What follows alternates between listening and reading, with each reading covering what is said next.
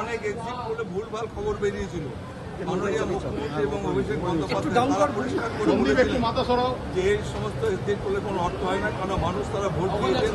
যেভাবে আমরা বিভিন্ন জায়গায় ভোট প্রচার করেছি, আমাদের নেত্রীরা ভোট প্রচার করেছে, বিশেষ করে আমাদের নেত্রী মমতা বন্দ্যোপাধ্যায় এবং অভিষেক বন্দ্যোপাধ্যায় সারা পশ্চিমবঙ্গের ভোটের প্রচার করেছিলেন এবং পেয়েছিলেন।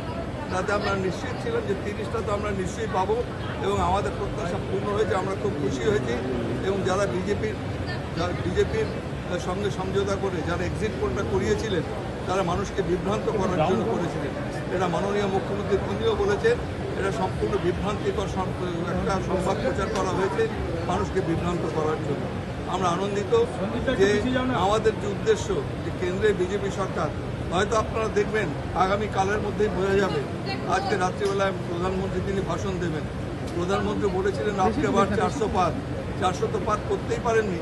উনি ইভেন নিরঙ্কুশ সংখ্যাগরিষ্ঠতাও পাননি। উনি কী করবেন সেটা আমরা বলতে পারবো না। তবে আমার মনে হয় নৈতিকতার খাতিরে জয় বাংলা।